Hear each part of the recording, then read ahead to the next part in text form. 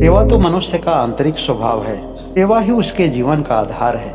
वह धरती पर जन्म लेते ही सबसे पहले अपने माँ के द्वारा वह सेवा पाता है। सेवा के ही आधार पर उसका शारीरिक विकास होता है। अगर हर एक मनुष्य अपने सभी कर्मों को सेवा भाव से जोड़ ले तो यह मानव जात के लिए सबसे बड़ा धर्म होगा। यह उद्देश्य मनुष्य को न केवल श्रेष्ठ बनाएगा बल्कि हर एक पहलुओं से उसके जीवन को सार्थक बनाएगा। भगवान बुद्ध ने अपने संदेश में कहा है कि जब हम किसी की सेवा करते हैं तो हमारे हृदय को एक ठंडक से मिलती है। हमारा हृदय और हमारी आत्मा पवित्र होती है।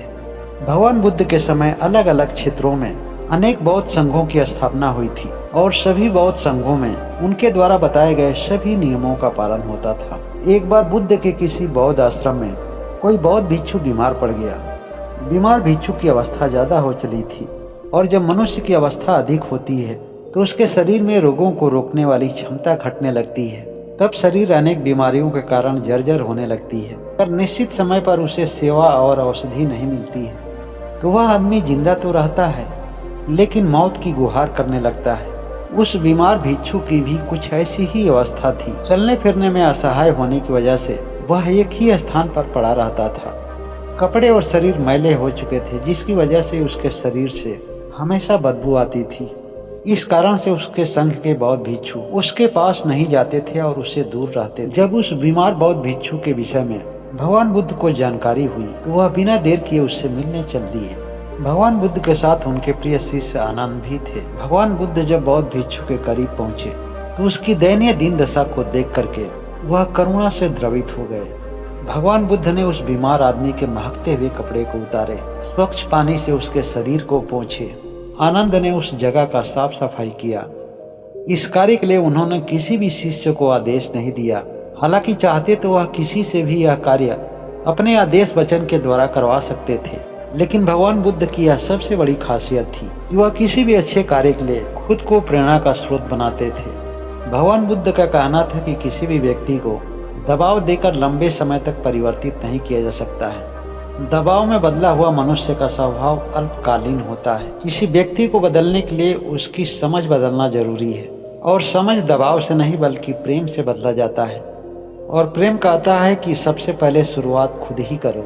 नफरत हो या प्रेम हो या जीवन का कोई भी व्यवहार क्यों ना हो, जब उसकी शुरुआत हम खुद से करते हैं तो उस व्यवहार के आखिरी लक्ष्य तक पहुंचने की संभावना होती है। भगवान बुद्ध उस आश्रम पर कई दिनों तक रहे और हर तरह से सेवा करके उसे स्वस्थ किए। उस आश्रम पर रहने वाले हर भिक्षुओं को हर दिन ज्ञान की बात बताते थे, जिसकी वजह से उन बौद्ध शिष्यों के जीवन में बहुत कुछ परिवर्तन हुआ। उनकी सोच में काफी परिवर्तन हुआ। अपने शिष्यों को सेवा से संबंधित एक प्रेरणादायक किस्सा सुनाते हुए कहते हैं, एक गांव में एक किसान के दो बेटे रहा करते थे। जब दोनों बेटे जवान हुए और बाल बच्चे वाले हो गए तो उसके किसान पिता की मृत्यु हो गई, क्योंकि अधिक अवस्था के कारण वह बीमारियों से ग्रस्त हो गए थे। दोनों में बड़ा बेटा थोड़ा पढ़ा लिखा था, लेकिन छोटे बेटे का पढ़ाई लिखाई में बिल्कुल ही मन नहीं लगता था। इसलिए वह अनपढ़ हुआ, लेकिन समझदार बहुत था। वह अनपढ़ होते हुए भी किसी भी चीज में, किसी भी क्षेत्र में गुणागणित करने में बहुत माहिर था। वह पढ़ा लिखा नहीं होने के कारण सबकी बात सुनता था और समझते हुए जहाँ जरूरत पड़ती थी वहाँ मान भी लेता था। अक्सर देखा गया है कि जो पढ़े लिखे कम होते हैं अपने से अधिक समझदार और पढ़े लिखों की बात को सुनते हैं। उसे घमंड नहीं बल्कि उसे अपने अधूरेपन का एहसास होता है और वह सबकी अच्छाइयों का नकल करके आगे बढ़ने का प्रयास करता है। वह बड़े बुजुर्ग और संतों का सम्मान करता है। ऐसी ही विशेषता उस किसान के छोटे बेटे में थी। माँ पिता की बातों को कभी टालता नहीं था। उनके सुख दुख में शरीर से नहीं बल्कि अपनी भावनाओं से भी शरीक होता था। लेकिन बड़ा बेटा थोड़ा पढ़ा लिखा था। पढ़े लिखों के समाज में उसकी उठा बैठी थी, जिसके कारण वह समझता था कि वह अधिक समझबूझ वाला व्यक्ति है। यही वजह है कि वह अपने माता पिता की बातों का खंडन करता था और अधिकतर बातों को नहीं मानता था।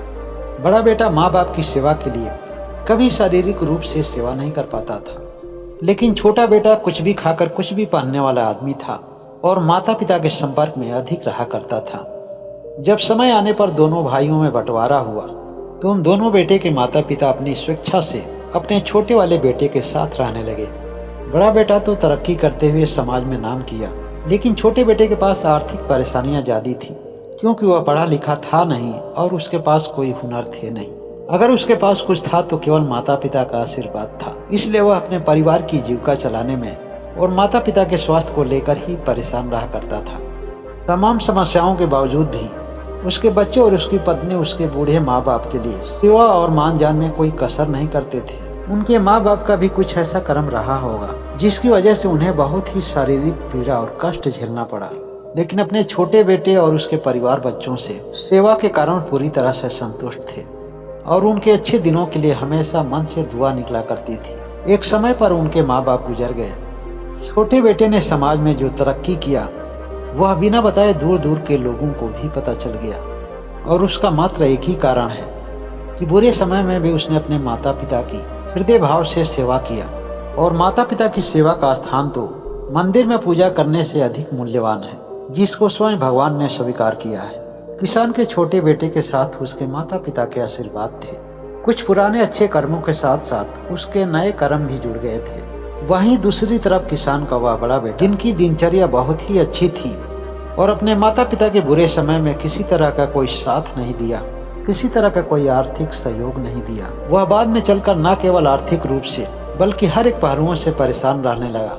उसका मात्र एक कारण हो सकता है, उसके पिछले कर्म और उसके जीवन के वर्तमान कर्म। भगवान बुद्ध अपने शिष्यों से कहते हैं कि जब कोई भी किसी की सेवा करता है और उसे इस बात का महसूस नहीं होने देता है कि उस पर कोई एहसान कर रहा है, तो ऐसा कर्म ईश्वर पर बोझ बन जाता है और वह किसी की दुआओं के माध्यम से इंसान पर बरस पड़ता है, और इस बारिश से इंसान के जीवन में केवल चमत्कार ही चमत्कार होता है। भगवान बुद्ध शिष्यों के माध्यम से इस पूरे जगत को संदेश देते हैं कि जिसके माता पिता हो वह अपने माता पिता की सेवा करे, चाहे उसके माता पिता के कर्म खराब ही क्यों ना हो। और जो यह अवसर खो चुके हैं वह इस जगत में मौजूद अनेक दीन दुखियों की सेवा करके अपने कर्म को सुधार सकते हैं और अपने जीवन को सार्थक बना सकते हैं।